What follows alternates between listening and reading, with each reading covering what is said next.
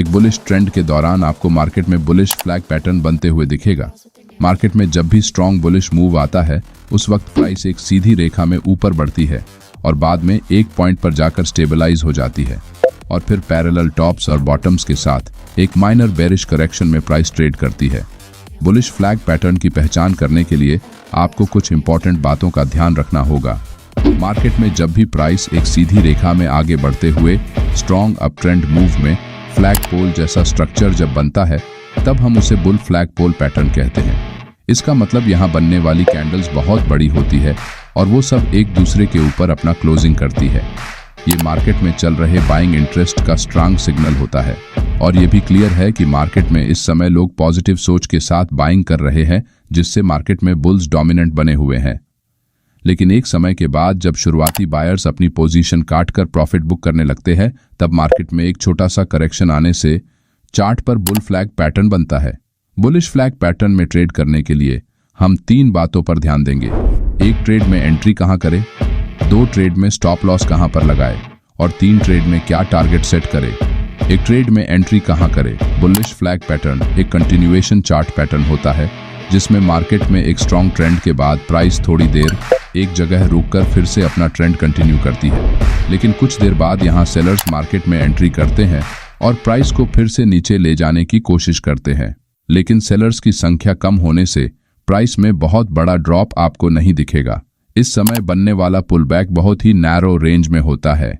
इस सिचुएशन में sellers price कम करने के लिए स्ट्रगल कर रहे हैं और बायर्स अभी भी कंट्रोल में है और फिर से एक बाइंग मोमेंटम मार्केट में आने के चांसेस यहां से बढ़ जाते हैं। बुल फ्लैग पैटर्न एक कंटिन्यूएशन चार्ट पैटर्न होने के कारण हम पिछले हाई के ब्रेकआउट के बाद ही अपना ट्रेड लेंगे। इसका मतलब जब भी प्राइस अपने पुराने हाई को ब्रेक करेगी हम ब्रेकआउट कैंडल के ऊपर लॉन्ग ट्रेड में एंट्री बना सकते हैं। लेकिन इस ट्रेड एंट्री में फेक ब्रेकआउट में फंसने की ज्यादा संभावना होती है, पर हम एक और तरीके से एंट्री करके अपनी रिस्क को और अधिक कम कर सकते हैं। दूसरे तरीके में जब भी प्राइस ब्रेकआउट के बाद पुल बैक करके वापस अपने पुराने हाई के आसपास आकर रिट्रेसमेंट लेकर फिर से ऊपर जाने लगेगी तब हम ब्रेकआउट के साथ लॉन्ग ट्रेड में एंट्री लेंगे। अपनी ट्रेड एंट्री को अधिक सटीक बनाने के लिए आप ट्रेड में एंट्री करने का मन बनाने से पहले वॉल्यूम इंडिकेटर में ब्रेकआउट के जगह कितना वॉल्यूम ट्रेड कर रहा है ये देख ले। अगर हाई वॉल्यूम के साथ प्राइस ब्रेकआउट दे रही है तो आप डबल कॉन्फर्मेशन के साथ ट्रेड में एंट्री ले सकते हैं। इसके साथ आप MACD और RSI इंडिकेटर में बन रहे क्रॉसओवर का भी इस्तेमाल कर सकते हैं, जिससे आपको ट्रेड लेने में कोई घबराहट नहीं होगी। 2 ट्रेड में स्टॉप लॉस कहां पर लगाए। बुल फ्लैग पैटर्न का ट्रेड करते समय स्टॉप लॉस को सपोर्ट और रेजिस्टेंस स्विंग हाई या स्विंग लो के आसपास सेट नहीं करना चाहिए, क्योंकि आसानी से आपका स्टॉप लॉस हंट हो जाएगा। आपका स्टॉप लॉस एक ऐसे लेवल पर होना चाहिए जिसे अगर प्राइस क्रॉस करती है तो आपका ट्रेडिंग सेटअप इनवैलिडेट हो जाए। हम इस ट्रेड में एक बुलिश फ्लैग पैटर्न का ट्रेड कर रहे हैं और यह पैटर्न तब इनवैलिडेट होता है जब price bottom trend line support को ब्रेक करते हुए नीचे क्लोजिंग करती है। इसलिए आपको अपना स्टॉप लॉस इस सपोर्ट लेवल से थोड़ा नीचे रखना होगा, जिससे आसानी से स्टॉप लॉस हिट नहीं होगा। 3 ट्रेड में टारगेट क्या सेट करें। इस ट्रेड में आप पहले से फिक्स टारगेट रख सकते हैं।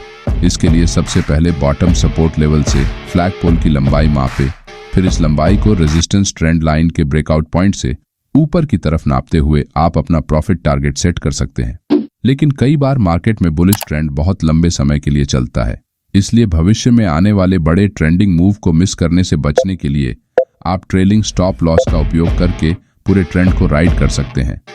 इससे आप ज्यादा बड़े टारगेट हासिल करके बहुत अच्छा प्रॉफिट बना सकते हैं।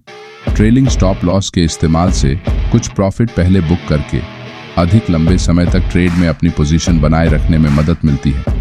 मूविंग एवरेज का इस्तेमाल करके बुल फ्लैग पैटर्न को कैसे खोजें। आप मूविंग एवरेज इंडिकेटर का इस्तेमाल करके एक स्ट्रॉन्ग ट्रेंडिंग मार्केट में आप बुल फ्लैग पैटर्न की खोज कर सकते हैं।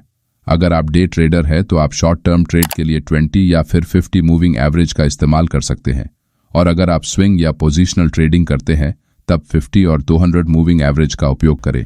जब भी मार्केट मूविंग एवरेज के ऊपर ट्रेड करती है तब एक स्ट्रॉन्ग पॉसिबल अप ट्रेंड बनता है। ऐसे अप ट्रेंड में जब भी प्राइस एक्शन में बुल फ्लैग पैटर्न नजर आता है तब आप इस वीडियो में बताए हुए स्ट्रैटेजी का इस्तेमाल करते हुए अच्छा ट्रेड ले सकते हैं। अगर आपको हमारा ये वीडियो अच्छा लगा तो ऐसे ही और वीडियो देखने के लिए वीडियो को लाइक और चैनल को सब्सक्राइब करना ना भूलें। धन्यवाद।